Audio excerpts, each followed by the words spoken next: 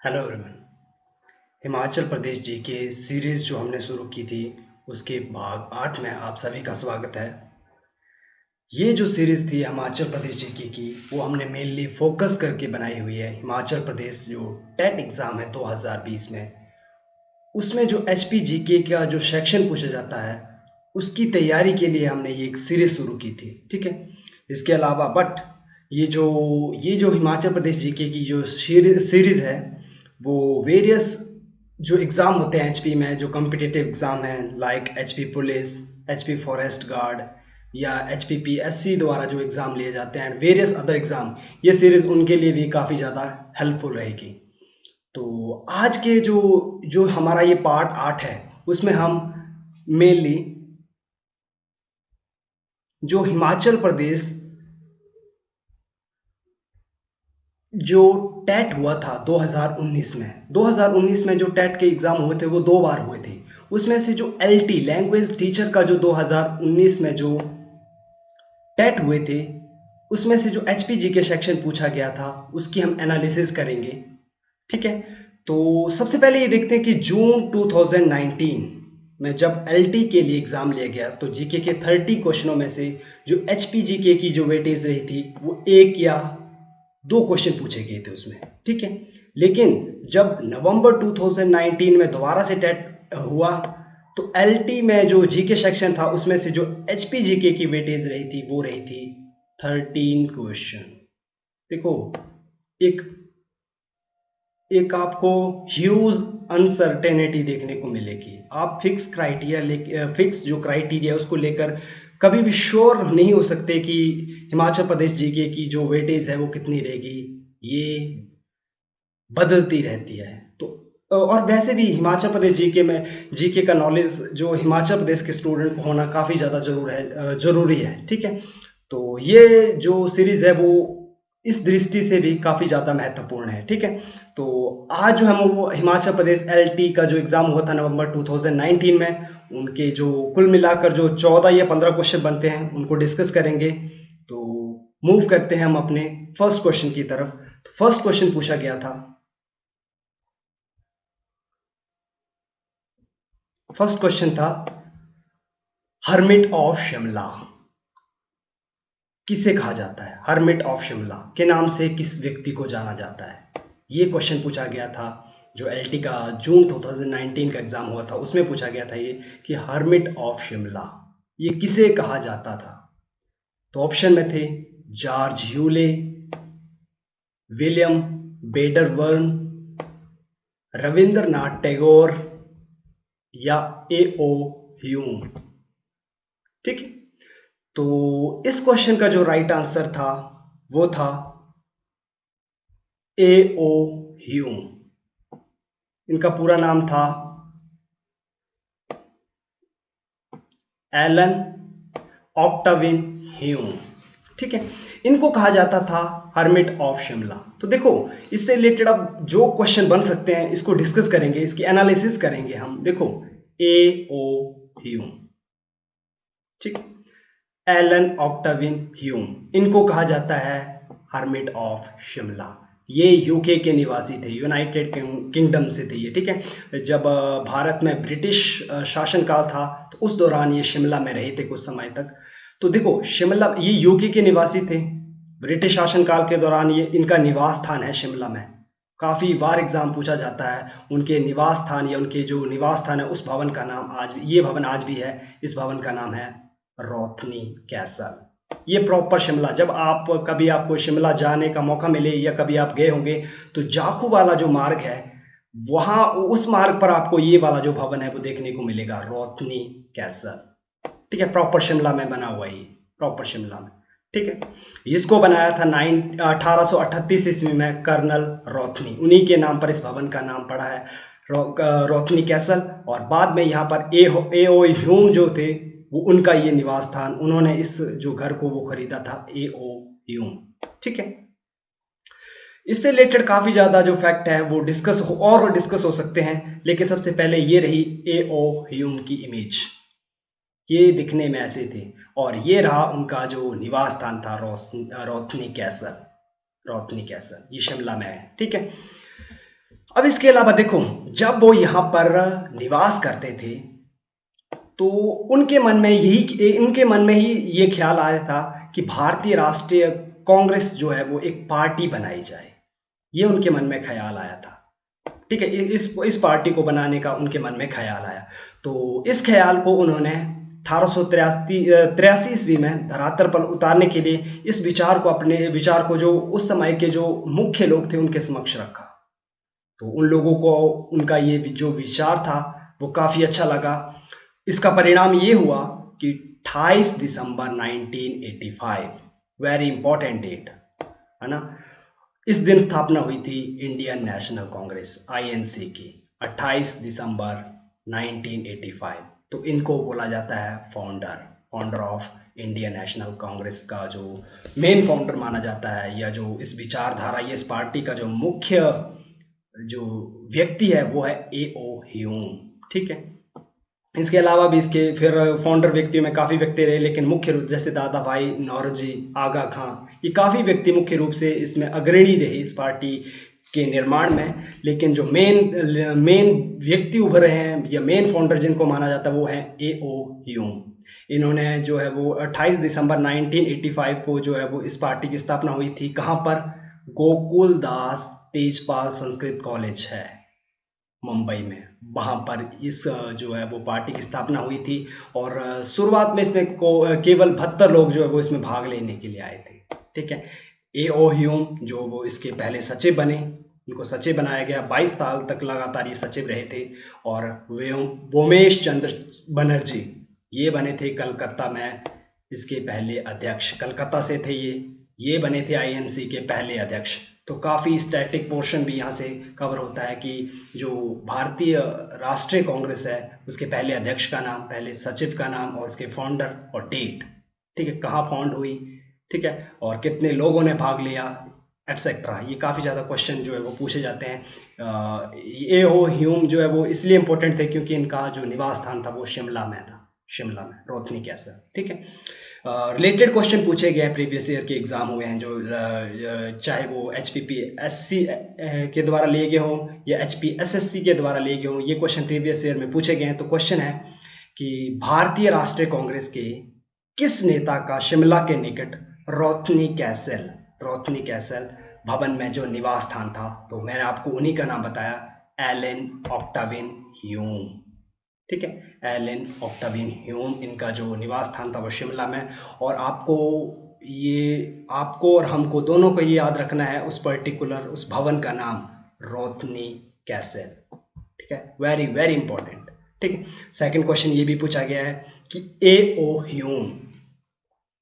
Hume जो थे ने हिमाचल के किस शहर में जो भारतीय राष्ट्रीय कांग्रेस की स्थापना का विचार रखा था, तो ये विचार रखा था उन्होंने शिमला के रोथनी कैसल भवन में। उनके मन में ये विचार आया था, ये रखा था, ये विचार तो आया था यहीं पर, और 1983 में उन्होंने इसी भवन में जो है इस विचार को रखा था।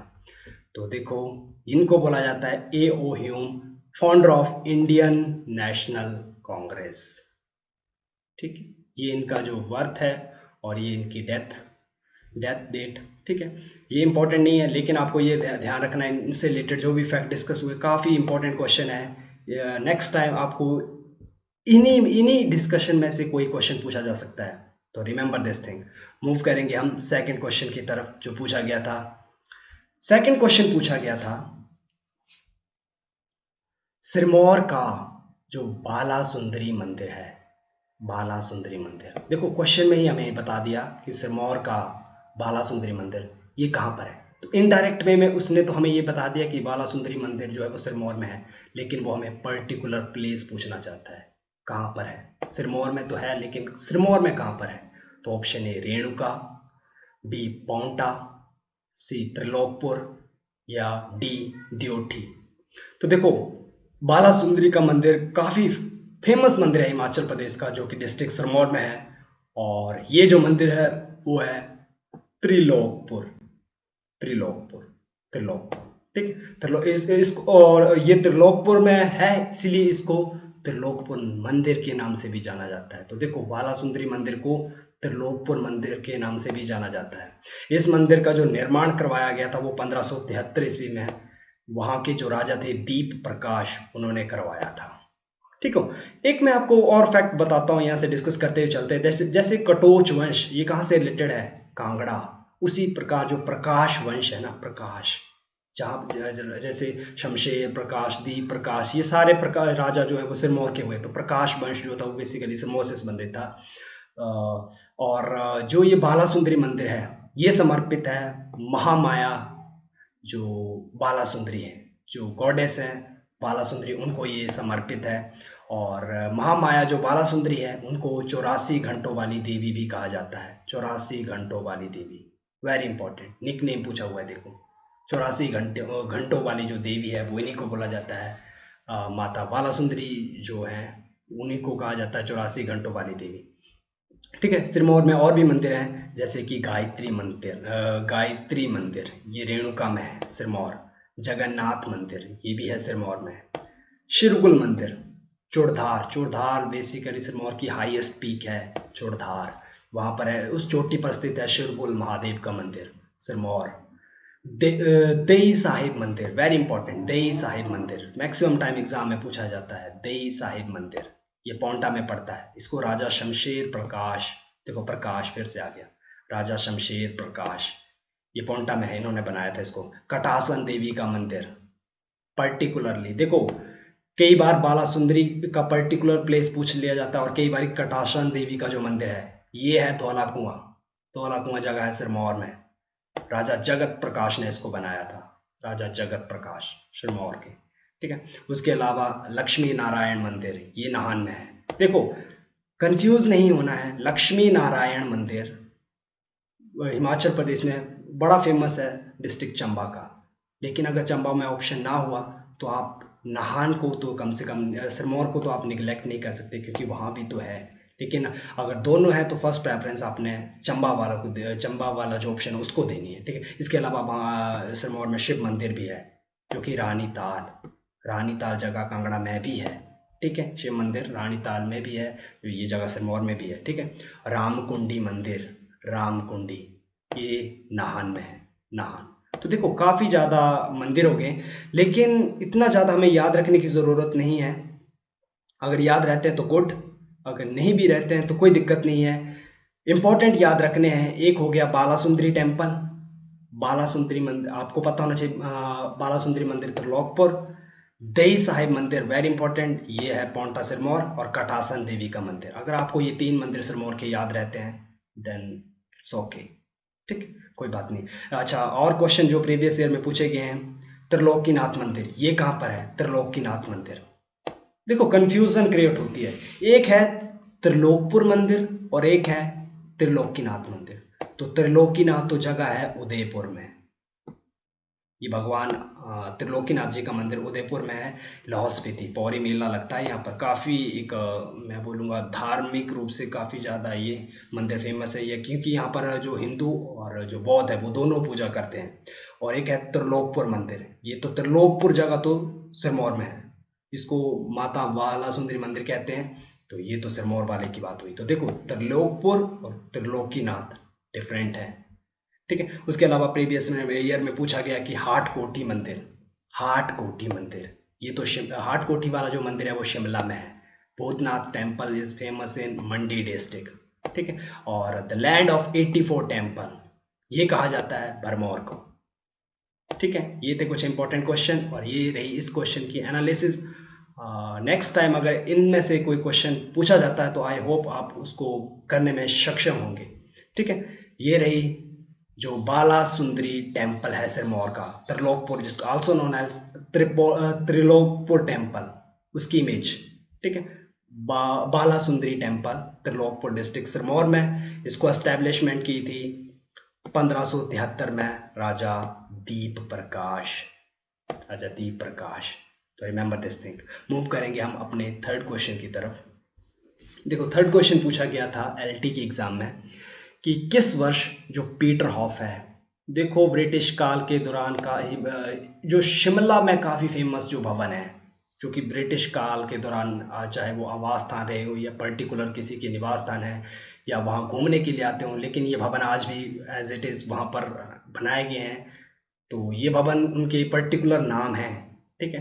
तो ये भवन तो काफ़ी ज़्यादा इंपॉर्टेंट रहते हैं, ठीक है। प्रीवियस ईयर पार्ट अगर आपने देखे होंगे तो उसमें हमने डिटेल से इसके बारे में डिस्कशन कर चुके हैं। ये क्वेश्चन देखो रिपीट हुआ है 2019 में ही, एलटी में भी पूछा गया, आर्ट्स के बारे, आर्ट्स के जो टेट हुए थे उसमें भी पूछा गया। तो मैक्सिमम जो क्वेश्चन है वो रिपीट होते हैं, हाँ उनका जो थोड़ा बहुत घुमा के पूछ लिए जाते हैं, ठीक है। तो क्वेश्चन था थर्ड कि किस वर्ष में पीटरहॉफ में एक भीषण अग्निकांड हुआ था, भीषण अग्निकांड, उसमें ये नष्ट हुआ था, उसको नुकसान पहुंचा था।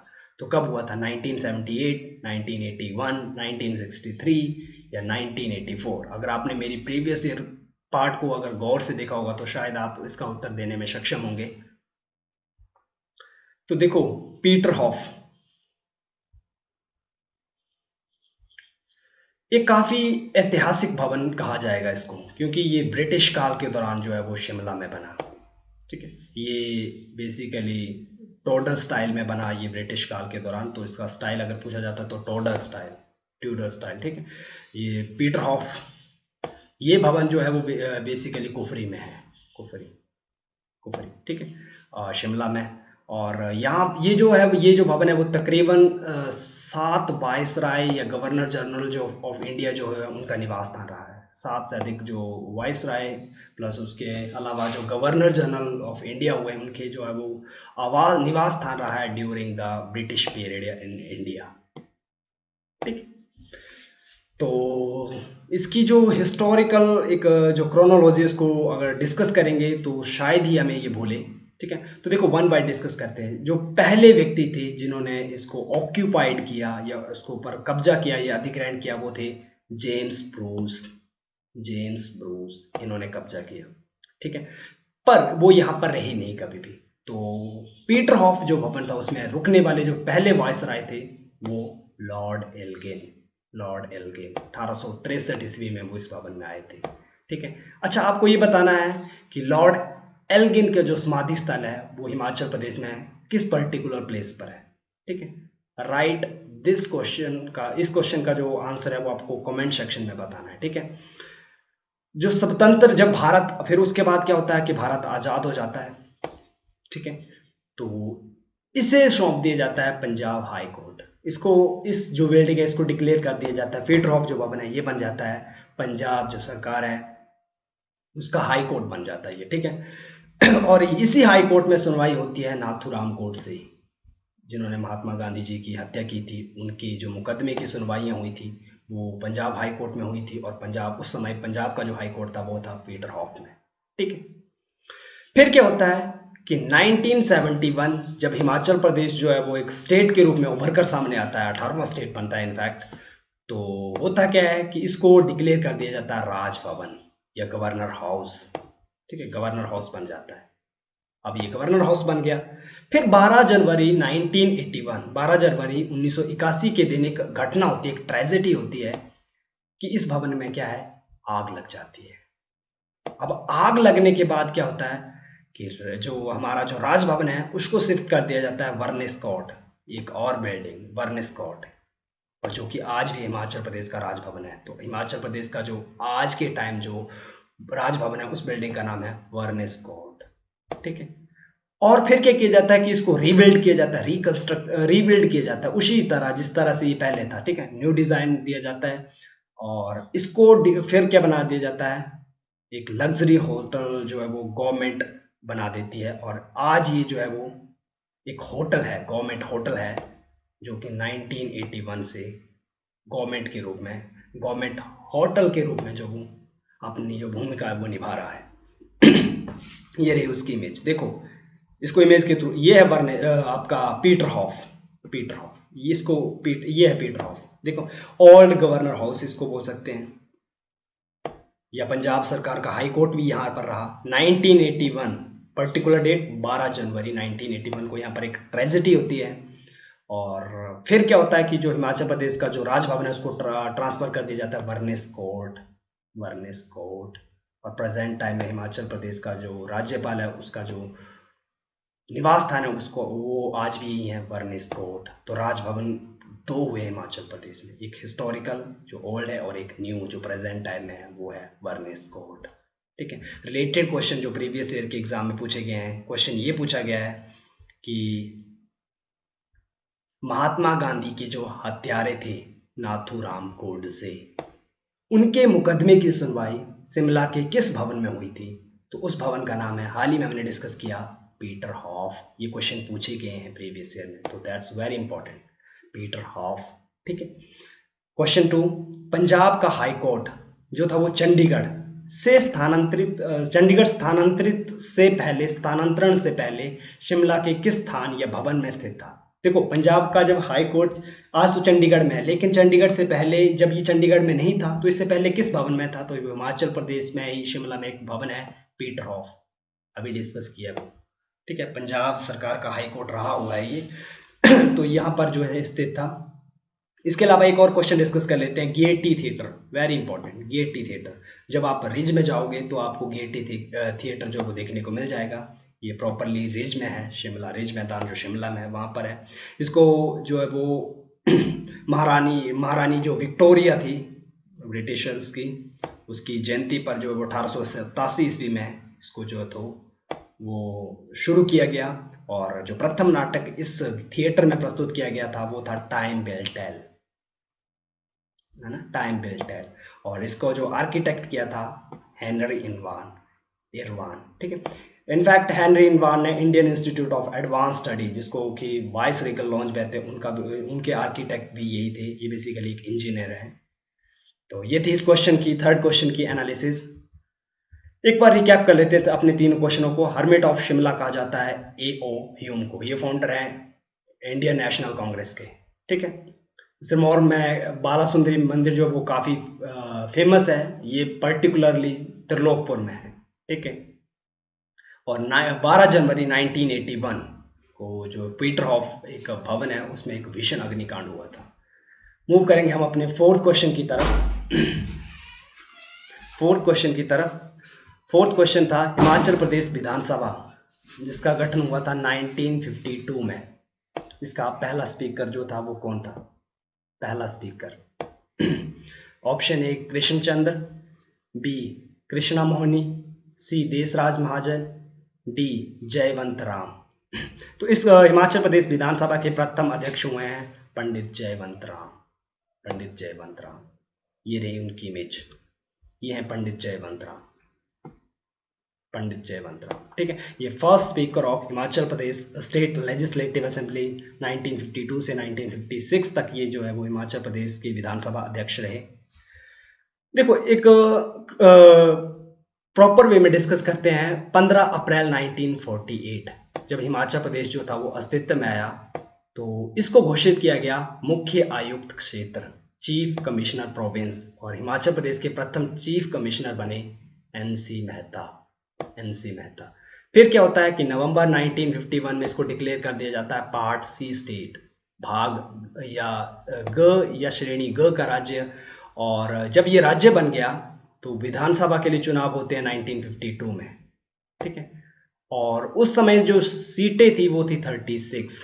जब 1952 में पहली बार विधानसभा के लिए चुनाव हुए थे तो 36 सीटें थी और दो पार्टियां जो थी वो मेजर रूप से थी। एक थी भारतीय राष्ट्रीय कांग्रेस और एक भारतीय मजदूर संघ ऑपोजिशन में। ठीक है।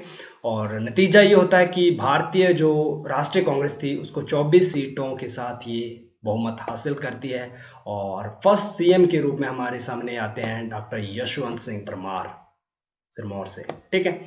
और इसी विधानसभा में प्रथम अध्यक्ष बनते हैं पंडित जयवंत राम। 1952 से 1956 तक रहे थे। और पहले जो विधानसभा उपाध्यक्ष बनते हैं इस विधानसभा के वो बनते हैं श्री कृष्ण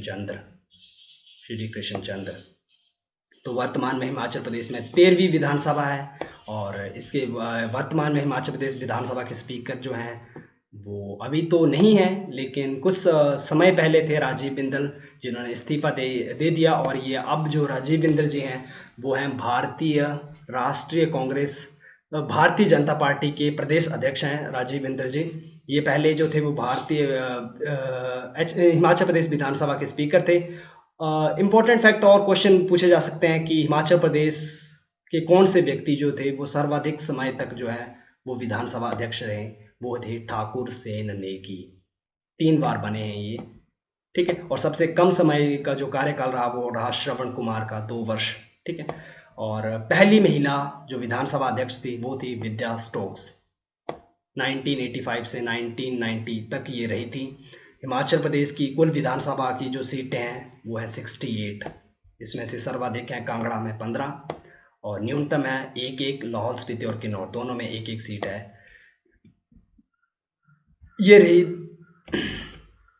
ये रहे जयवंत राम हिमाचल प्रदेश विधानसभा के प्रथम अध्यक्ष और ये रही हिमाचल प्रदेश विधानसभा की प्रथम महिला अध्यक्ष विद्या स्टोक्स जी का जो इमेज है वो ये रही। इसके अलावा जो प्रीवियस ईयर में क्वेश्चन पूछे गए हैं इससे रिलेटेड वो डिस्कस करेंगे। क्वेश्चन ये पूछा गया था कि हिमाचल प्रदेश की प्रथम विधानसभा का गठन कब हुआ, तो 1952, ठीक है। और क्वेश्चन जो सेकंड पूछा गया है कि 1951 ईस्वी में जब हिमाचल प्रदेश भारतीय संघ में भाग सी का जो राज्य बना था हिमाचल प्रदेश, तो उस समय विधानसभा के सदस्यों की संख्या कितनी थी, तो ये अभी हमने डिस्कस किया 36। देश की पहली ई विधानसभा का जो दर्जा मिला वो भी हिमाचल प्रदेश विधानसभा को मिला।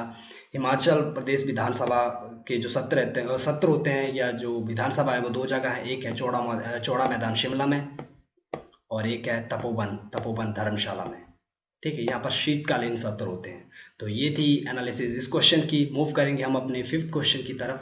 क्वेश्चन नंबर 5 है कि हिमाचल प्रदेश का राज्य जो पक्षी है वो क्या है, उसका नाम क्या है, मोनाल, तीतर, जुजुराना या बुलबुल, ठीक है। ये क्वेश्चन पूछा गया था LT के एग्जाम में। तो देखो हिमाचल प्रदेश का जो राज्य पक्षी है वो जुजुराना है वर्तमान समय में, जुजुराना, ठीक है।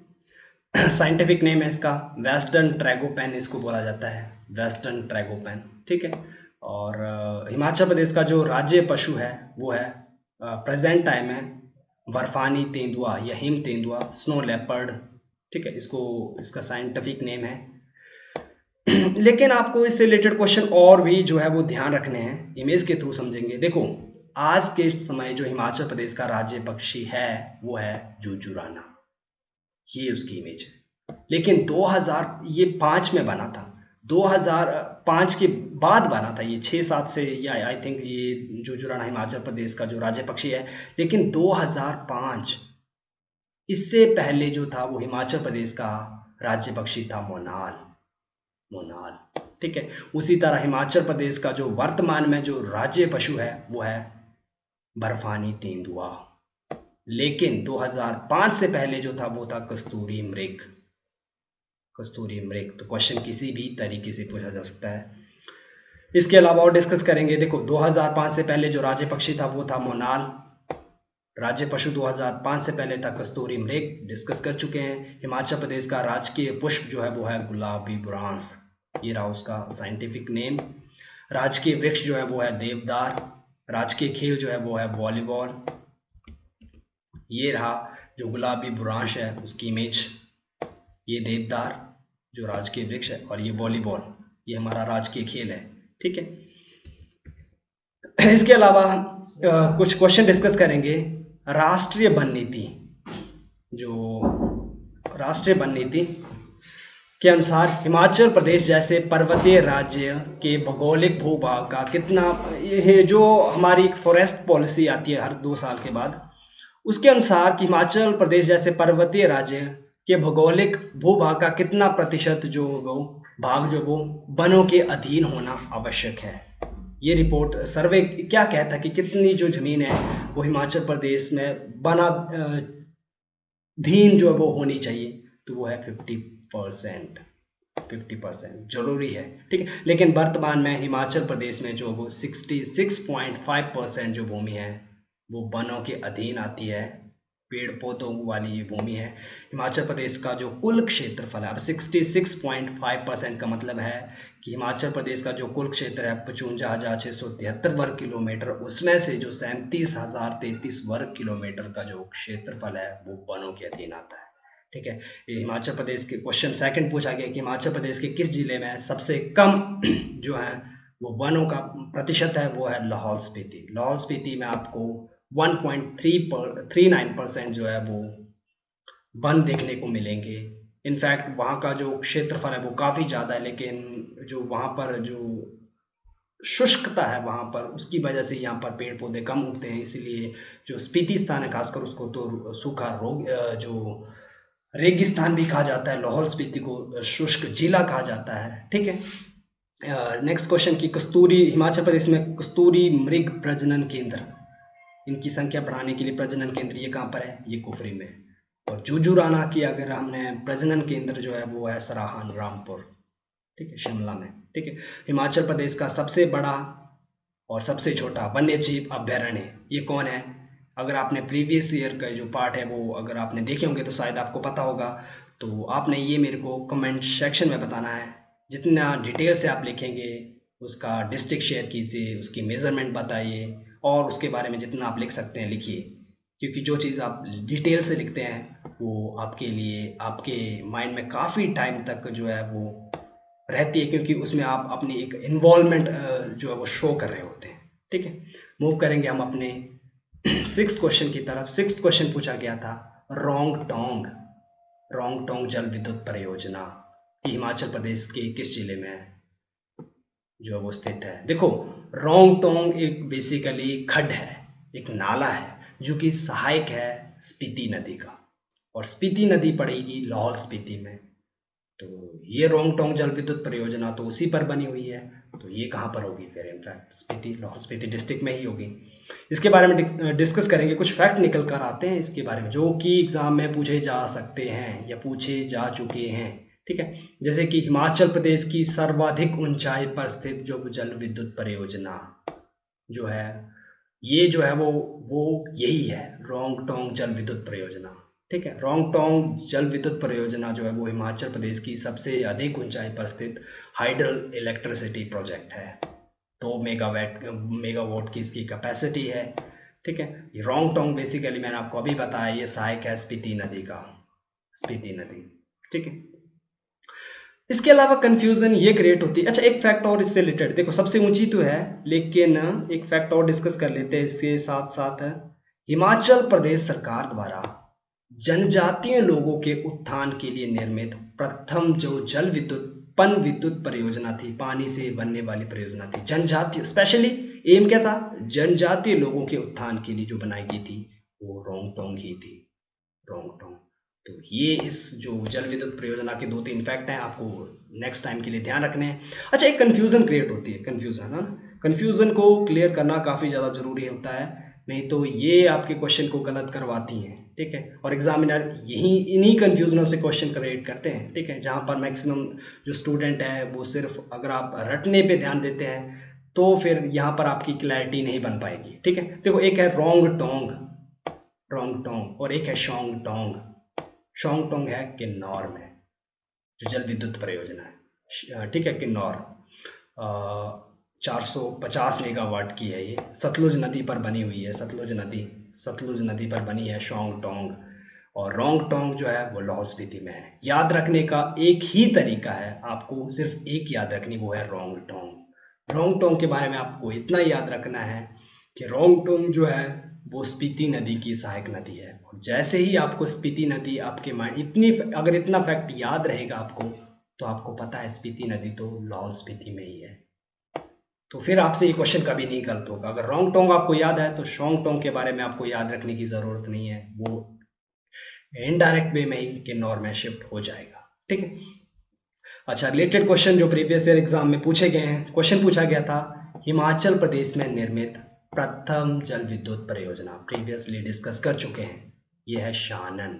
1932 में ये जो है वो बनी थी, जोगिंदरनगर मंडी में है। लेकिन इसके बारे में काफ़ी यूनिक सी एक बात है, वो अगर आपको पता हो तो आप कमेंट सेक्शन में बता सकते हैं, अदरवाइज आप प्रीवियस ईयर के जो पार्ट है मेरे वो देख सकते हैं। ठीक है, मूव करेंगे। जो सेकंड क्वेश्चन है वो इसी से रिलेटेड पूछा गया था कि हिमाचल प्रदेश में निर्मित जल विद्युत परियोजना वो शानन, लेकिन हिमाचल प्रदेश सरकार द्वारा निर्मित प्रथम जल विद्युत परियोजना ये अलग बात है।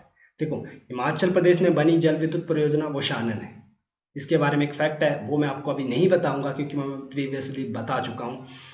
और हिमाचल प्रदेश सरकार ने बनाई जो जल विद्युत परियोजना सबसे पहले बनाई थी 1964 में, और उसका नाम था गिरी।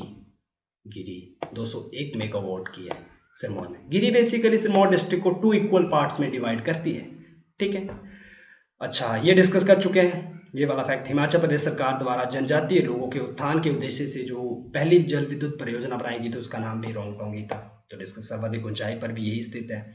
इसके अलावा हिमाचल प्रदेश की सबसे बड़ी जल विद्युत परियोजना, सबसे बड़ी तो डिपेंड करता है वो किस एरिया की बात कर रहा है। अगर वो सार्वजनिक क्षेत्र की बात कर रहा है तो वो पार्वती 2051 मेगावाट की। जनरली अगर वो क्षेत्र को मेंशन नहीं करेगा तब भी यही रहेगी। अच्छा, निजी क्षेत्र में जो है वो है कड़छम बांगतू 1000 मेगावाट की है, सतलुज डिस्ट्रिक्ट, सतलुज नदी पर बनी और किन्नौर में है, ठीक है। इसके अलावा हिमाचल प्रदेश की सबसे छोटी जो जल विद्युत परियोजना है वो है रुकती जल विद्युत परियोजना, 1.5 मेगावाट की इसकी कैपेसिटी है, सतलुज किन्नौर में है। इसके अलावा और क्वेश्चन पूछे गए हैं कि हिमाचल प्रदेश की पूर्णतया भूमिगत जल विद्युत परियोजना काफी यूनिक सी है, जो पूरी तरह भूमि के अंदर बनी हुई है, वो है संजय जल विद्युत परियोजना, आल्सो नोन एज भावा जल विद्युत परियोजना। ये सतलुज नदी पर बनी है और डिस्ट्रिक्ट किन्नौर में है, ठीक है। Himachal Pradesh state electricity board 1 सितंबर 1952 में बना था, हेडक्वार्टर इसका शिमला में। और हिमाचल प्रदेश की वर्तमान समय में जो जल विद्युत उत्पादन करने की क्षमता है वो 20,000 से 23,000 मेगावाट के बीच में है, ठीक है।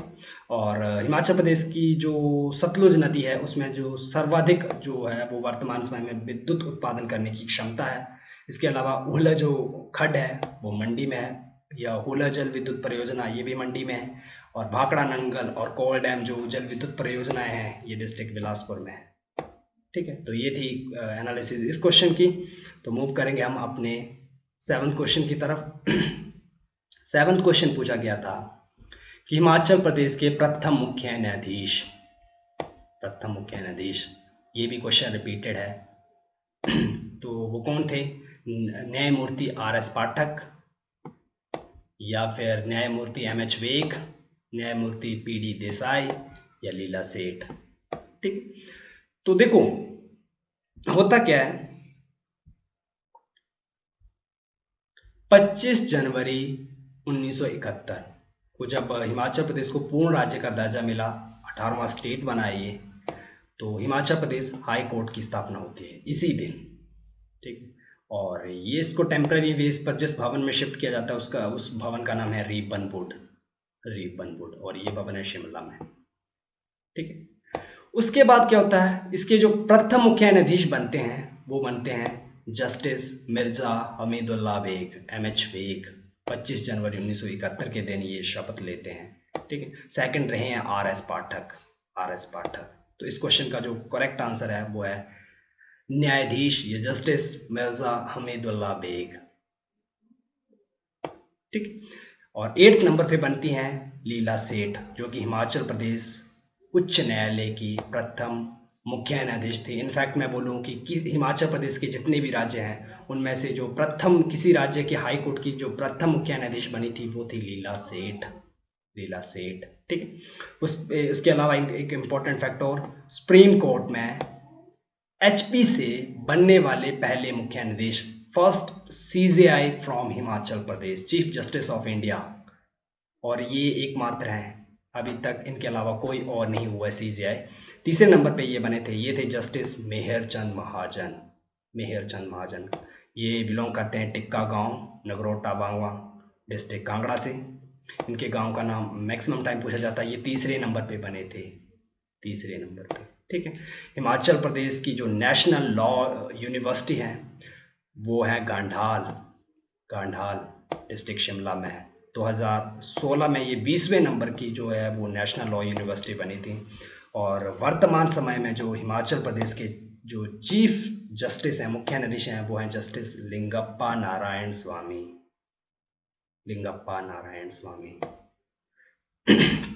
ये है हिमाचल प्रदेश हाई कोर्ट की इमेज। ये है Himachal Pradesh national law university 2016 में बनी थी। ये है हिमाचल प्रदेश के वर्तमान में मुख्य न्यायाधीश जस्टिस लिंगप्पा नारायण स्वामी, और ये हैं हिमाचल प्रदेश के एकमात्र CJI chief justice of India justice Mehr Chand महाजन।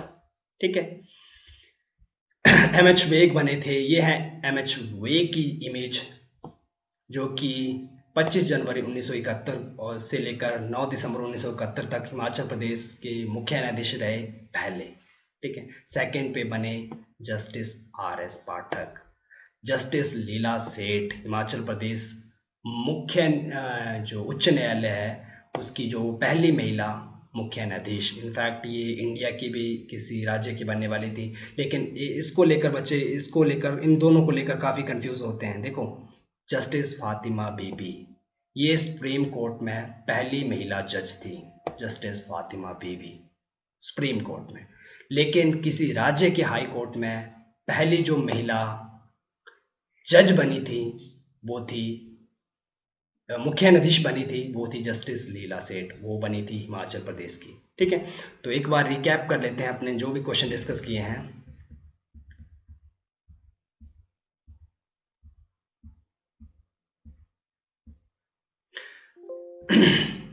आज हमने हिमाचल प्रदेश स्टेट जो है वो लैंग्वेज टीचर का जो 2019 में हुए थे उनकी हिमाचल प्रदेश जीके जो था उसकी एनालिसिस कर रहे थे। तो फर्स्ट क्वेश्चन था हर्मिट ऑफ शिमला, ये जो निकनेम है वो है A.O. ह्यूम का। ये फाउंडर है इंडियन नेशनल कांग्रेस पार्टी के। सिरमौर का बाला सुंदरी मंदिर, ये पर्टिकुलरली त्रिलोकपुर में है। ठीक है, इनको 84 घंटों वाली देवी भी कहा जाता है। पीटर हॉफ में जो 12 जनवरी 1981 को एक भीषण अग्निकांड हुआ था। ठीक है, और हिमाचल प्रदेश विधानसभा के पहले स्पीकर थे जयवंत राम, और जो पहले उपाध्यक्ष थे या स्पीकर या डेप्यूटी स्पीकर थे वो थे कृष्ण चंद्र।